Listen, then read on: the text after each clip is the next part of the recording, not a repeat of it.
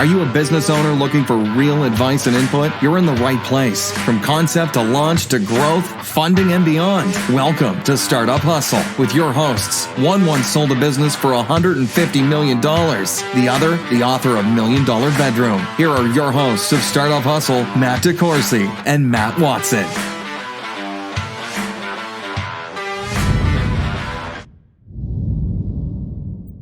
And we're back. Another episode of Startup Hustle. Matt DeCoursey here with Matt Watson. Hi, Matt. How's it going, man? I'm just trying to figure out how to build an empire, how to have a Startup Hustle podcast studio in every city in America, and in some cities maybe even like 100. Wow. I was just thinking about how I think between the two of us, I've got to be the franchise player. No, I'm the franchise. What? Yeah. Wait, I'm putting the franchise tag. Wait, can I put the franchise tag on myself? Does that apply? Or are we outside? Does that mean you have to get paid like the league limit? Maximum, yeah. I want the maximum payment. So wow. The league actually we'll franchise each other. Let's agree on that, and we will pay each other the league average of 0. And then because our franchise model's clearly broken, I brought in someone who knows a little bit about franchising, a friend of mine and someone I went to high school with, Kevin Oldham. Rutrow. Yeah. High school. Yeah. Oh, there's got to be stories here. No. Not really. No, but we're from the same hood, kind of. But anyway, Kevin, you do some stuff. You are the co-owner of the Smoothie Shop and Supplements. And Supplements. And the co-founder and CEO of Diffactory. And you guys do a lot of stuff there, e-commerce things and stuff. And anyway, we're going to talk about a lot of that. So tell us a little bit about yourself, Kevin. Cool. Thanks for having me on. I've been in the intersection of marketing and technology since the late 90s. Wow. Yeah. You're Remember old, when dude. Google was You're old. I am old. Yeah. Well, Yeah. But Why'd you point at me when you laughed? because we were in the same class, I believe, so that makes you old as well. I know. Right? I never hit it. Never. But the marketing and technology space was always gravitated towards it, probably because it wasn't real good at math. I think that was the deal, right? My dad was an actuary, would get frustrated with me because I couldn't figure out the math, so I fell into marketing. And you have to be really good at math and marketing, don't you? Not really. No, yeah, you do. Figure out your ROI. You might cost now. per click No. and your budgets and your. It depends. I mean, we're not talking about calculus, but. No. Yeah, just basic algebra. You have to be I was able to good with marketing's well, it depends. Marketing, the definition of marketing. You used to graduate from college and with a sales and marketing degree and had nothing to do with math. Maybe figuring some gross margins. Yeah. Those aren't hard. Can you divide by 0.6? Simple math. Yeah. Simple math. That's all you need. Figure out your cost of acquisition and all those things. So yeah, man. I mean, I think what's most beneficial to the Startup Hustle Nation would be what's been going on in the past decade in my life. Little company here in Kansas City called United Real Estate, and I had I was one of the co-founders of that business. It was a major metropolitan residential, primarily franchise system that put more money into real estate agents' pockets. We grew that business from 5 prototype stores in Chicago, Houston, Philly, Washington, D.C., and did I already say Chicago? Yeah. I don't remember where the It's other one big. was. You can say it Doesn't matter. twice. Maybe it was Houston and Dallas. But that process introduced me to the franchising world. And I got to see how cool it was when you have a room full of people at your national convention and you're all just kind of rowing in the same direction, right? You're flying the same brand, you are using the same tools, you're using the same methodologies, you're just deploying them in different markets. It was almost like this really cool tribal family feeling. And that's when I got the franchise bug.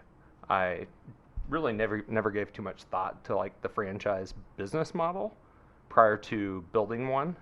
We built that up and packaged it with a couple of other organizations, and then did a transaction with McCarthy Capital out of Nebraska back in 2015. So and before we move on, how are we defining a franchise? Like, what do we consider a franchise to be? What do you consider a franchise to be, Mr. Watson? When I think of a franchise, I think of something like McDonald's or Subway and things like that is what I think of. Or myself as the franchise player, of course. But Oh my God. He's really let the new podcast rankings go to his head. He's now the franchise player. Dude, Where you guys at now? demands. Top 100, right? Yeah, in business. That's awesome. We're all right with that. But I also think of like whatever the latest like yogurt shop is or whatever. Like you see these like things. the smoothie shop. Or today is it? I swear, is it the like CBD oil places or Yeah, those dude, franchises? yes. Because Oh, they yeah, are they're huge. everywhere. They are. So one of the biggest ones is American Shaman. They're based here in Dude, Kansas they're City. everywhere. They're everywhere. Yeah, they are just blowing up in terms of location. So I don't know if they're making any money, but they're They're everywhere. really up in smoke. Ah. Or maybe not. But it felt like it made sense, you know, and it's also a But good you definitely time to, see these waves of things that are like the hot whatever it is, right? You go back a few years ago and it was like self-serve yogurt shops Right. were like everywhere. There was, it just, they seem to come in different waves. yeah, totally. Well, that's why I like the most recent business that my business partner and I acquired, the Smoothie Shop and Supplements. The business has been around for 10 years. Okay. And it So, was, but and you acquired that with it has a small number of locations. Well, at least it did last time I talked to you. Who Yeah. knows? You might have 10,000 now. I no, mean, but no. The goal is 500. We have 7 now, with the 8th one opening up here very shortly in Okay. Excelsior Springs. New concept in a community center. did you bring smoothies? No, I didn't. Oh, They don't travel very well unless you have probably to. true. Yeah, I just want a mango shake. Oh, dude, you got to go there. mango shake. Yeah. In the Where do you get that? in the Philippines. Oh yeah. Like It's pretty much the best thing ever invented. Dude, it really And is. you should be selling them in every one of your Did you bring stores. some back from the Philippines? I tried to get him to, but he won't. He just, yeah. Do you remember? So the first time I went, I remember going, dude, I'll tell you what, I'm drinking a mango shake, and this is like the greatest freaking thing ever. I Wasn't don't that even like? like mango. If you don't have, because you've never had good mangoes. Right. You get the shitty red ones at the store. You really want yellow or champagne mangoes. They're Do you called. know that there's Champagne. Which two? you can get at Costco. Dude, there's literally 2 different ways that you can like a mango too. You like them ripe or not ripe. Or you like One 'em, sour yeah, and green. one sweet. Yeah, I'd like. You the don't have sweet, the mango- sour. No, I'm all about. I'm a Yeah. green mango. You don't guy. have mango smoothies at your store? No. Well, you know what? We do. We have some that do have mango fruit in them. All right. Yeah, for Okay. sure. For You sure. kept him on the I'm hook just- there. So my favorite one's PB&J. Like it tastes like a peanut butter and jelly sandwich. Interesting. It's Oh, very wow. bizarre. So anyway, now that we've taken a small intersection to debate, We could talk about mangoes all day. yeah, Let's go there. I'm glad you're such an advocate Yeah. for the mango. Mhm. Someone needs to do the important work that you're doing in the world of mangoes. Yes. So, all right. Hashtag mangoes. So you have, no doubt.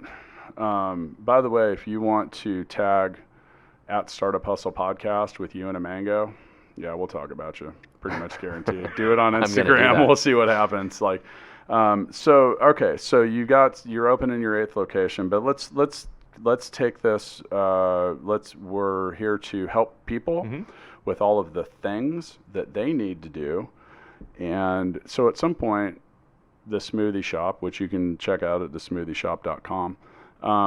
Whether it was you or someone else, you said, "Hey, this is a franchisable idea."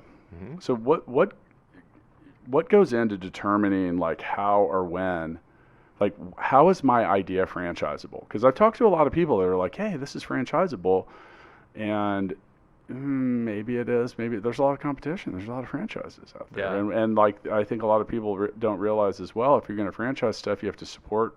There's like a whole lot of things that go into it, and you're also setting up a model that is largely driven by a small percentage of people's revenue. Yep. And trying to get people to do what you want on That's a all. universal basis. Good luck. Yeah, exactly. Trying to get entrepreneurs to do what you want. Right. Yeah, that's. I have that that's a problem with challenge. Watson all the time. Yeah, totally. So, to address your question on like how do you identify if your concept is franchisable, I always say like, what's your golden goose? You know, do you have intellectual property, or do you have a specific way that you treat your customers, or is there a specific, if you think about like Chick-fil-A, for example, right? They have a very, very kind of almost cultish following, not necessarily because of their food, but because of their values, because of the way that they get you in and out, because of one of the things that you can hear the order taker smile, like when you're in the drive-thru. You can literally hear them smiling. All of those things make up their business model, which is a replicatable concept, right? And so when people are looking at whether or not I'm ready to franchise or license my business, basically package up all of my prototype into a kit and then sell it to other business owners, you've got to look at, do you have your operations manual done? Like, that's the number one thing. The operations manual is kind of your execution Bible. It's got, all of your processes, procedures, your marketing plan. It's your owner's manual. Yeah, it's your owner's manual, right? That's one thing we talk about with startups. Like, if you're just starting like a startup, or I guess technically the very unit one, I've actually referred to our office in Cebu for full scale often as franchise unit one. Yeah. We're not technically a franchise, but I wanted to treat it like that because we come into this, like, we grew very quickly, and all of a sudden we're like, shit, we need like systems. We need like everything. Well, our goal is to have offices in other cities, so we need, and that's policies and procedures. And that's where the franchise model went. So when we want to open other places and whatever, that's there and it's clear. But man, that's hard to define. It is. It is. It's a lot of work too. It's like I'm glad I didn't have to do it. Thank you, Daryl. It's like you got to do all of your micro processes and also your macro processes, right? And like our operations manual for the Smoothie Shop is about 150 pages. Wow. I mean, it's got everything from how do you open the store? Ours is that long. It. Yeah. Ours is probably that long when you talk about like HR stuff, just other junk. Junk. Yeah. Like and once again, thank you to everybody who put that together because I don't think I could have done it. That's crazy. Yeah. So I wrote ours and I just had to lock myself into my office for about a week and just bang it out, right? Recipes, things like that. So when you're dealing with like a food concept. If you're dealing with, service industry, it's like, hey, how do you treat that customer from the very beginning until the very end? So it's all of those things. And like, if you don't have, I always tell people the first step that they need to do is first of all, is your idea novel? Now, Matt mentioned something earlier, there's like all these yogurt franchises, right? So how can you be remarkable? Can you make it, if you have a cult following? And all of those yogurt places are gone, by the way. Yeah. Because it's just ice cream. Yeah. It's just ice cream. So like with the Smoothie Shop, one of the things we liked is I kind of saw it as Plant Sub, if you guys are familiar with that. Had a cult following, right? So in Kansas City, we have a cult following associated with our tribe of customers. Now, the question is, can we replicate that into other cities because people aren't familiar with that brand? And I'm a brand guy. I love, telling the story of brands. So like that's one of the things that we saw that we could drive immediate value into it, along with some of the under leveraged or not even tapped channels like e-commerce, private label supplements, all these things. So when we were looking at the franchise, what we wanted to look at were immediate value drivers, like what were things that we could bolt onto the business to provide support to all of the franchisees so that ultimately they could make more money. Because you don't get wealthy off of, 7 or 8 locations, you get wealthy off of, hundreds of locations. The franchise business model, for those listeners who may not be aware, I always say it's a value exchange. It's not legally a partnership, but the franchisor is providing a basket of services and kind of the guidelines, and the franchisee's role is to come in and use the proven tools. And in exchange for that, we get a percentage of their revenue in terms of a royalty. So, someone that's been on this show, also if you're interested in stories about franchising, and it's like episode 11, 12, or 13, it was Laryl Holt from CarStar. And that you talk about, that went from like no locations to 100 in 18 months, which is crazy. That's insane growth. It really is. It really is. And some of the things that, like one of the things that Laryl said, and that's like a Hall of Fame episode for me. Mm-hmm. You agree? Absolutely. It's like you talk to Laryl, it's like you come out, you're like, wow, I saw the Oracle. There is no spoon unless you're eating smoothies, or then you don't, maybe just a straw. But Laryl is vehement that if it's not written down, it's not a process. It's not real. Like, and that's got to come from that franchise background. Totally. And how to deal with that. So, all right. So obviously, the ability to be replicated. You got to have something that's remarkable. Yep. All right, I'm checking the boxes off on my startup hustle franchise. So what are some common mistakes? All right, so by the way, like I said, I think everybody that has not everybody, but well, you know what? Let's actually stop. We've had this discussion. Are franchise owners entrepreneurs? I think they are. Yeah. Yeah. The definition of an entrepreneur, what is it? the textbook definition is somebody who's putting their resources at risk, right, to invest in a business opportunity. Right. And a lot of people will look at somebody who purchases a franchise and say they're not entrepreneurs, and I absolutely disagree with that. What do you think, Matt? I think I think it depends on the type of franchise, because for some of them, I feel like if you're buying that franchise, you're sort of bought your own job, and now you're the general manager of whatever kind of store it is. We're talking about creating a job, not a business. Yeah. I mean, it doesn't mean that it's not entrepreneurial, but you're not forging new ground. You didn't create the franchise. You bought a franchise. But and you're you're still very operational. You're taking risk. You're taking risk. And you're opening something that, okay, so at one of the 5... It's definitely a different kind of entrepreneur. At one of the 5 schools that I did not graduate from, which that's true, the Kelley School of Business, which is a good school, they would talk about franchising a lot. And, the thing is good franchise models rarely fail. Like the top ones, there's a lot of people that come out of top business schools. Then we were trained, saying, hey, you really should probably, if you go into franchising, because someone else has already worked out a lot of the crap that's associated with it. It comes with an owner's manual. It's a lower risk. When you open a Subway, you know that people are going to come in because of that. It's the same thing with McDonald's and whatever. You have some built-in value that comes with it. Well, some of that's also, all right, I'm curious how Subway sales are since Jared went to jail for being a perv. We just went on the Jared conversation. I was wondering if we were going to talk about Jared. Well, but that's the thing, though, that comes with it is now you're also, there's elements of not being in control that come with it, too. Like McDonald's, I feel, has and just our lifetimes. You're at the mercy of the brand. You are. How the brand performs. Yeah, and the brand, now McDonald's has evolved into, it's not just like, hey, we have cheeseburgers or double cheeseburgers. I mean, and it's no different as well as being like a car dealership, and you own a Volkswagen car dealership, and all of a sudden you have all this stuff with diesels and all the crap that Volkswagen did, and you're like, you just own the dealership franchise. You're killing monkeys to test your cars and shit. Yeah, so but the Jared thing, okay, so I used to live in Indianapolis. That's where that dude's from. I haven't met him. I know several people that do. He's a creep. He's really weird. But he was obviously now he's in jail. Yeah. And that isn't good for that brand. No. I'm just saying it's not. So, on the way to that, okay, so I do think that franchise owners are entrepreneurs. I think there's a difference between an entrepreneur and a founder as well. Like a founder is truly blazing that trail. Right, you're in the middle of the jungle, hoping that your machete is with you and trying to get through to the other side. For sure. And that's fine. But so what are common mistakes that, because like I said, you're tied to the brand. We don't have to talk about Jared too long because it's not really worth talking about. He's a creeper. Yeah, but the point is that wasn't good for the brand. Yeah, that's the point. Yeah. If you own a franchise, you're at the mercy of the brand and the performance of the brand. I didn't even think about the VW thing because they got a shitload of really bad. Do you know where he's talking about? Totally. Not good. Yeah, not good. Totally bad. Yeah, not good. And then sometimes you're subjected to the agility of the product line. I think another example of this was probably like Quiznos.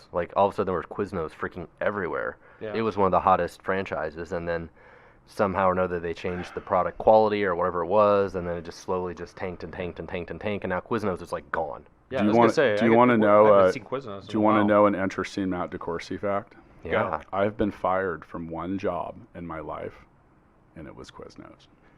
Isn't that weird to think that Quiznos is gone? How do you get shit canned? How do you get fired from Quiznos? How do you get shit canned from Quiznos? I don't feel comfortable sharing that information, but basically just not showing up, but still eat all the product. Yeah. No, it wasn't that. I just didn't care. Just didn't show up to eat the product. Yeah, I delivered sandwich. I lived in Durango, Colorado, and I was broke, and my buddy was like, dude, come deliver sandwiches, and I did it for a little bit, and I was like, this I think sucks. Part of the point is some of these franchises have kind of a boom and bust cycle. Totally. Right? Totally. Is Quiznos really gone? I haven't seen one of them. I'm sure there's still some around, but at one point in time, there's one in Nebraska Furniture Mart. No, that one's gone. Oh, it is? Yeah. Wow. Weird. That's what I'm saying. They used to be everywhere. They actually have pretty good sandwiches. Yeah, they were decent.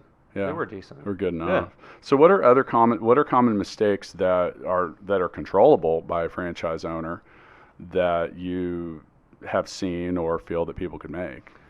I think one of the biggest mistakes that a franchisor makes is they get disconnected from their franchisees. So at my last company, we had like 4,000 affiliated folks with our business, right? And those folks, they would just absolutely rely on us to provide a basket of services that we need. What's the counter for? Did I say a trigger word? No. I'm training Watson through Pavlovian ways. For those of you that are watching on video, I reset it yesterday. I always give him a hard time because sometimes when I talk, I notice he yawns. Was that a clicker for a yawn? Well, yeah, but I told him I was going to get a clicker. Dude, and that's epic. Yeah, it's just like, it's on one. It's just on one because I would have to go back. No, I'm just messing with him. Dude. Trying to keep it spicy, Spicy. Hey man, we're not feeling the love. We're like, I know, it's weird, isn't it? Dude, we're like so many episodes into this. I mean, we're like a 15-year-old married couple. We got to find some ways to spice it up. And when we play, we're playing mixtape. We have a yawn clicker. Talk, guys. I gotta get. We moved on from my rock paper scissors dynasty. I retired, by the way. Were you undefeated? Undefeated, yeah. I got nothing left to play for, man. Until you lost your daughter. My daughter, by the way, my kids were playing it in the back seat of the car on the way home from somewhere on Sunday, and I looked over at Jill and I was like, "Yep, they're training to beat Watson." So that'd make a good video. I want you to play Dylan. I think she kind of cheats, but she'll go with like rock like 40 times in a row. So I'm working on that a little bit. Anyway, predictable. Yeah. Right.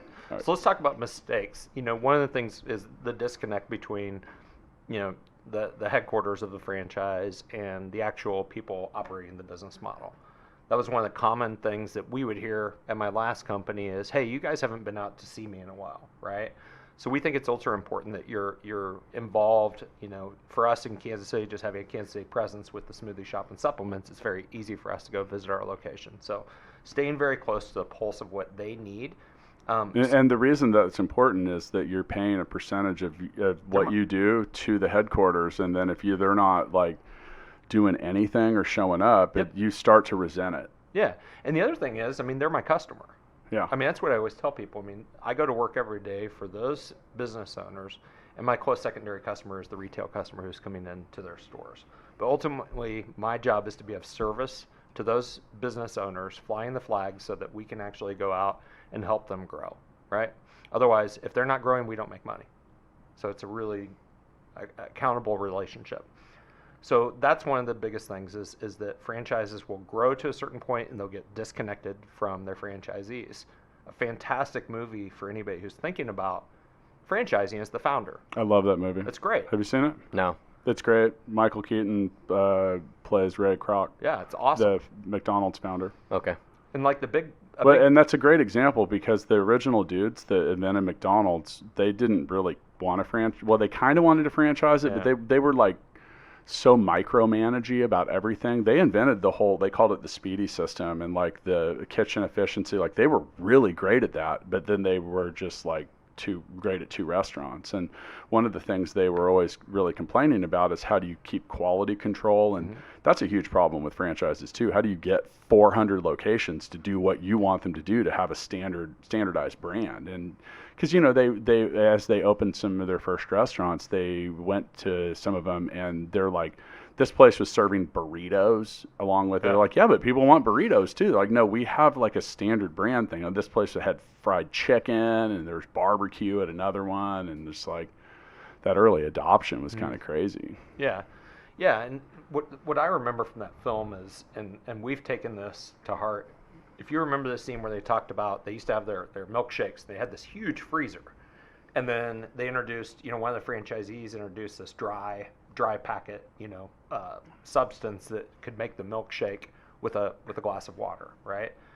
And Ray Kroc adopted that behind the McDonald brothers' backs. Yeah. But the cost of that freezer, the operating cost of it, and the real estate it was taking up in the kitchen was making it so that the franchises were not profitable. So like the milkshake saved McDonald's from an expansion perspective. Just listening to one of the franchisees saying, hey, here's this dry powder, to which they still use that today, I believe. And that But they quit calling them milkshakes. Now they're just shakes. Just powder shakes. Because there isn't any milk in no them. milk in them. Oh. Yeah. Well, it's like a powdered milk, right? Yeah, or something. So that's one thing that Still like delicious. we get ideas all the time from our franchisees, and some of them are things that we want to incorporate into the business, and some of those things are things that we don't want to incorporate. But we're always saying, hey, we're here to listen to you. What do you need? What are you hearing from your customers? And if it's something that we can roll out to the entire system, it's something that we'll roll out to the entire system. So just staying close with the franchisees, I think, is probably the most paramount thing. And that's where a lot of them start growing. And they get disconnected. What's a big mistake I would make as a franchise owner? Not following the roadmap. Sure. Thinking you're smarter than the roadmap. Yep. Happens all the time. What about, okay, but how about people that are buying into unproven franchise models? I think that can be a mistake. Yeah. That can be tough. Totally. Like, I mean, if you go to like Entrepreneur Magazine and, you know, they publish the Franchise 500, which at least once a year I peruse. And it's interesting because once you get past about number 200, you're not familiar with the names. It gets pretty scattered. And when you get down from like 400 to 500, it's like places that have like 3 locations and whatever. And like, I mean, so where do you draw the line there? Because like you're a little bit past that point with like 3 spots, but you're clearly not McDonald's. Yeah. So, you know, like as a franchise owner, how do I determine what I want to get into? Like you obviously want something unique, but at the same time, I mean, I think some of that is just cost advantage, isn't it? Bingo. Yeah. I mean, we're a lower price franchise today. We're what you would consider to be early stage. We just started franchising the business 18 months ago. So how many franchises do you have? We are opening our 8th location this month. Okay. So that are not corporate stores? Yeah, we don't own any. Oh, you don't own any. Okay, cool. Yeah. So while the business has been around for 10 years, we consider this to be a new business. Okay. In terms of franchising. So with that, when we're talking to prospective franchisees, some of them find that to be very exciting because we let them know that, hey, we're open to feedback. We want to know, like, you have the opportunity to shape the future of the organization. We're also not charging the premium that some of the global brands like, Jamba Juice or whoever else are charging because the value exchange isn't there. Right. You don't have the brand equity. Yeah, we just don't. And so we own who we are, very much so. And for some entrepreneurs, that's like the right business model. For ones who want just guaranteed, hey, I've got, Super Bowl ads and all these things, we're not that franchise. Right, sure. We never will be. Yeah. I mean, we're not the anti-franchise, but we just don't adhere to a lot of the same things that some of these big guys do. And, well, another thing too, it's like not a lot of people have opening McDonald's within their grasp. I mean, that's expensive. It really is. I mean, it's expensive when you look at and that's what I find so fascinating about that list on Entrepreneur. And I mean, check it out. It's interesting if you're into business. But how much it costs. So, some of these things, they're like average cost to open $2.1 to $4 million. And you're like, for what? All right, I got a question for you guys. Yeah. So, since we're talking about franchises, what are some things that are franchised that maybe we never thought about are actually franchises? Like, is Starbucks a franchise? No. They're not franchises, right? That's a good point. Walmart's not a franchise. Point. Target's not a franchise, right? But are there things that are franchises that are like, oh, wow, I didn't know it was a franchise? Panera is a franchise. Okay. True. Yep. Panera's a franchise. Chipotle. Okay. So actually, hold on. We have to check on Chipotle. I'm not 100% sure if they franchise. What else? If we had a producer that was listening right now that could answer if Chipotle was a franchise or not, and bring that answer in here, that could be a magical moment. That would be a magical We'll moment. see if that happens or not. Is Chipotle a franchise or not? What else? See if that. What are some of the brands that I've been surprised at? It is not. Chipotle is not a franchise. Good wow. job. Wow. And that wasn't who I was expecting. That was good job, team. Johnny on the spot. Yeah. Johnny on the spot. Yeah. I'm trying to think of other brands. Like Panera is one of the ones that really surprised me because their food quality is consistent. Everything's consistent, to a T. And because it's a bigger operation where you actually sit down. Because you think about a lot of franchises, you tend to think about like smaller footprint types of concepts, faster concepts. And what I think a lot of people don't realize is that you can pretty much franchise anything. Well, so let's change the subject to that then. What are some franchises that are not food industry related? So obviously, like car dealerships is one. Haircuts. weight loss, financial services, sport clip, like sport clips, stuff like that, maybe. Snip and clip. And I say that because honestly, at one point, I looked at opening some. I think there's house cleaning services that are franchised. Yep. Like Mary Maids, things like that. By the way, a big one is Service Master. Huge. Service Master. Yeah, like Service Master's got like a bazillion. Gyms and weight loss places. Yeah, Planet all of Fitness is a Planet franchise. Fitness, those kind of things. Yep. What else? There's I mean, if you think about like all the tool auto companies, repair places like Goodyear, right? Those are franchises. Oil change, Jiffy Lube. There's several that are like things that are like tool related, like Snap-on Tools is actually a really big one. And like that's interesting because they have a truck that has like all the tools and stuff in it, and those guys just go to job sites and wherever they go and take orders and do stuff. If you can imagine it, chances are it can be franchised. Okay. It probably has been. I mean, there's a lot of things for like kids dog walking. too. I mean, there's a lot of kids things, like some of this like soccer leagues and things. Yeah, Gymboree. Like you took your kids to that trampoline park. Yeah. That's a franchise. I guarantee there's franchises for those things. That open airs one because I saw that. I don't know if the iFly is one. It could be. Those are probably corporate. Skydiving. Indoor skydiving. Yeah. See, that's one of those weird things. Like, you got to have a specific building. Yeah. I would tend to think those are probably not franchises. Those are probably corporate owned. I'm trying to think about some other stuff that, Well, let's talk big. NFL. They're franchises. That's true. True. Yeah. I put in my application. Chiefs are a franchise. Yes. So that means sports teams. If we're talking about whether or not car dealerships is a huge one. They're all franchises. Yeah, true. Yeah. I'm going to need a raise on the podcast to afford my NFL team, by the way. Okay, no problem. Which one are you buying? All of them. Cool. The whole league. But all right, so let's talk about something else because we were joking about the Startup Hustle podcast franchise. So in order to be a franchisor, there has to be enough revenue generated. See, our podcast doesn't technically generate revenue. We don't play ads. You can visit us at Startup Hustle Podcast on Instagram or go to fullscale.io to see about our real business where we do actually generate revenue. But with that, like, you have to have there has to be enough sales and income coming from your franchisees, because if you're taking 3 to 10% of anything, I mean, it's got to. So if you're selling $5 to $10 things, you got to sell a lot of them. It's like $1 a thing as well. So less than that. Yeah. So we've established there's a lot of different kind of franchises, a lot of different kind of industries. I think the big looming question, though, for those who are listening is, how do they know if they have something that they can franchise? I mean, I think that's ultimately the thing. Well, we talked about some of that. We talked about it a little bit, but I mean, do we have any real specific suggestions for those people trying to figure out in regards to, like, how much money does it cost to create something that's franchisable, the amount of work, the amount of legal. There's different rules and regulations. All that sort of stuff. For being a franchise. Like, if I'm thinking about franchising something, what do they really need to know, and what are they getting themselves into? Like, those are good questions. What's the realistic part of that? A rabbit hole is what they're getting themselves into. They are getting. I mean, is it like, look, you need $1 million to build this giant franchise system and a whole bunch of legal things, you understand laws in all these states? What do you got to do? So one of the biggest things is, aside from like the operations manual, you have to put together your franchise disclosure document.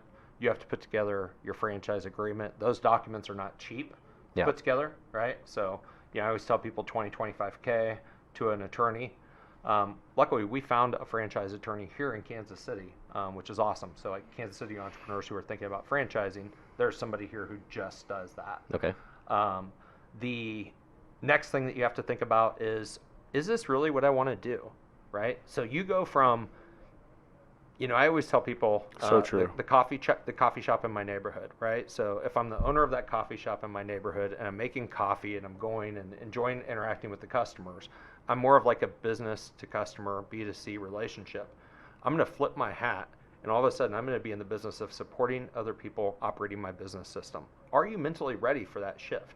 Because a lot of entrepreneurs, that's where they stumble. They will sell. Don't buy a franchise for shit you're not interested in doing. That was another thing. So like Yeah, no doubt. we looked at a lot of different things, like even Subway, because Subways aren't expensive to open. No. And when I was in business school, like they literally, like that was like the prime example. Like I was like, when you use a widget as an example, it's Right, like we use Subway.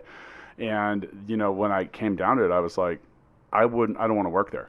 Yeah. I don't want to be there because there's going to be a lot of you're going to have to be there. You got to be able to do it. That's what I mean. It's like creating a job for you. Yeah, well, right. But if you're not interested, it's just like just being a startup founder. You get operated around things that you're passionate about. So I think we were talking about what some of the mistakes are. You're making a huge mistake if you open it and you don't want to be there, because it's going to flop and fail. If you're absentee businesses, whether you're a franchise or not, have a high rate of failure. Yeah, absolutely. And a lot of people will put together a portfolio of holdings. So we have multiple owners who have multiple of our locations, right? And that's a lot of people I've known that have owned franchises have a whole bunch of them. I think you have to make any money and not be the manager of one of them. Totally. You gotta have 10 of them. I knew a dude in India. We shared Pacers season tickets, and he owned like 17 Arby's. Yeah. Like Arby's, like that's like the 5th most popular. And he doesn't go to Arby's. I mean, he's never in them. Oh, he actually, well, he is. Really? A little bit. I mean, they're all over central Indiana. I mean, he goes, I don't think he like spends every day there, but he definitely goes to them. Yeah. And that's like the thing, like from a franchisee Or he has someone that does. Yeah, he probably has somebody who does. But if you get like 3 to 5 or whatever, you start, throwing off enough cash to hire like a district manager or somebody like that, somebody who's in charge of everything for you. And you build a portfolio of them. I mean, we know, here in Kansas City, we had one of the biggest franchisors, or we still do, of Pizza Hut. Right? Yes, yeah. I mean, just Pizza Hut's from Kansas City? No, but one of the biggest franchisors or franchisees. It started in Wichita, didn't it? I don't know where it started. Yeah, I think it started in Wichita, and that's the origin of it. You know a popular franchise that is here, Title Boxing. Yeah, they're from Kansas. Yeah, they are. And that's an example. And that's something that didn't really exist, 10 years ago at all. And I'd be curious to see like the staying power of some of that stuff, because kind of like Matt was saying about Quiznos, like some of this stuff comes and goes. And I think another thing you could potentially make a mistake with was assuming that something, you got to make sure it's not a fad. There's a big difference between popular and passionate. And I've written about this before because, I learned this in the ticket business. Like, you can have people that are popular and you think, oh, wow, they have a #1 song, that show's going to sell out right away. And then no one goes because no one cares. If you're not passionate about something, no one gives a shit. And they're definitely not going to pay a premium for it. For sure. So, like, we were selling things at a markup, and we learned that lesson pretty quickly. I asked my producer at Google, and it says At Google? Sergey or Brad? Pizza Hut started in Wichita. Nice. Wichita, That's Kansas. cool. So that's have why. we replaced Johnny and Breland with Google? I don't know why I didn't just search for that earlier. That's a good, because we want to keep everyone involved. All right. And we did establish that it's important to keep the people at our franchise involved. Right. So, as we kind of run out of time here, 2 things. One, are we starting a mixtape franchise? No. And then I don't think it's also, franchisable. let's see what we pull. Have you played mixtape before? No, not yet. I read about it. Mixtape. Rolling Stone, though. Dude, that's true. Mixtape was featured in Rolling Stone. Now, by the way, Amazing. that's kind of good for the brand. Yeah. Yeah. And that's where certain things too can actually like pick up some heat for you, because Totally. you're talking about building a brand. That, by the way, congratulations. Mixtapethegame.com. All right, so I'm going to read a scenario. We're going to pick a song. What is the most American, blue collar, sweating, hard work, quitting time, old truck montage song? Ooh. That's a very deep question. So, deep. Like, what's your Take sweating? this job and shove it? That's a good one. That's a good one. I'm going to go with She Thinks My Tractor's Sexy. I'm going to just go with Truckin' by the Grateful Dead. If we're going to come up with truck, there's a lot of truck songs. There's a lot. I mean, I could probably You get could on do the list. You could do the whole Alabama. So you catalog. went with. Take this job and shove it. I like that. I'm going to go with him. Yeah. All right, Kevin, you are this episode's winner of Mixtape. Woo! Congratulations. You win nothing. So, Hell yes. Thank you. Take that and shove it. Yes, I Take will. that win. Take that win and shove it, Oldham. There we go. I just got it up there. I know I've known you for 29 years or something ridiculous, but yeah, take that win. Condolences Take that to win you and and shove it. your You know what? family. We need like a mixtape. We need like a plaque or something that we give away. You need a certificate. Dude, we're going to make a really dumpy certificate. You get the Just green the egg. most- You get the green egg for the rest of the episode. You get the Here green go. egg for like the next 90 Yes. seconds. So Well, once again, is the Smoothie Shop on the social medias? We are on the social. We can find you on the gram. Yeah. Let's do that right now. We're going to make that this episode's follow. So we're going to follow. And for the SmoothieLLC.com. There's no .com on There, I know I do that all the time. It's okay. So if you're in Kansas But what City, is it? That's at Smoothie Shop LLC. And No. then, yeah, where locally are some of your stores? At Smoothie LLC. One of our cooler locations is in Hy-Vee Arena. Oh, Oh, cool. okay, cool. Yeah, Steve, the owner of Hy-Vee Arena, is going to be here. Well, he's already been here. Yeah. Because that might actually come out before this one. We've got our first. It's so weird the way I have to like put myself back. I figured out how to travel in time, and the podcast has been helpful with that. We've got a cool location that just opened in Mission, Kansas, as well. Okay. Rough Johnson Drive, actually on Markway. So All that's right. one of our newer locations. So if I want to open a smoothie, oh, there it is, Smoothie_LLC, the smoothie shop with this like really interesting smiley dude. I feel like this is. Look at that. Is that you, Matt? That's Watson with that. yeah, that's me. Wow. Totally and me. for yeah, there you go. You can follow us as well on at Startup Hustle Podcast. I like to say this, whether you enjoyed it or not, just do us a favor. Reach down and hit that 5th star. Or 6th. If you've got a 6 star, do it. And leave us a good review, and we'll talk about you on the show. Once again, you can find Kevin. He's at Diffactory.com or thesmoothieshop.com. There are several locations in Kansas City. I have a feeling he's ready and wanting to talk to you about opening one somewhere near where you live, and we might have to go on a road trip and get smoothies. Yeah, and look, I'm not going to. We're going to have to assure Watson that there's a mango smoothie there. Yeah, we got mango. Yep. As a matter of fact, we did. So Tamba Hali, when he dropped his album Tamba Juice, he's a big fan, and we said, hey Tamba, what's your favorite smoothie? And he's like straight mango, and so we had a Tamba Juice smoothie for that week, and we donated all the proceeds to his favorite nonprofit. That's one thing I noticed. Like you go to Asia, mango's everything. You go to Singapore, and I'm like Universal Studios, you can get like flavored drinks or whatever. Yep. Mango is always there every single time. Mango, That's mango, wild. mango, always. We'll start seeing mango everywhere. Yeah. It should be everywhere. I'm a big fan of the mango. So based on that, I'm going to go do stuff. I'm going to try to figure out how we're going to franchise. If you're interested in opening a Startup Hustle podcast franchise, we've got a great sign. You do that. Good brand. We've got a great sign. For lunch, I'm gonna go find a mango. Well, shake. look, we needed something remarkable, so we've got. Check that box. Something replicatable. We have the Matt bot that we're working on. Cool. Cool. Which that will be like the least interesting co-host. Just any mat will work. Just Is any it going to Matt. be like duplicity or multiplicity with Michael King? We're working it out. Working out the kinks. Yeah, we're not really sure. Well, I'm going to go work on the Matt bot. See you guys next time. See ya.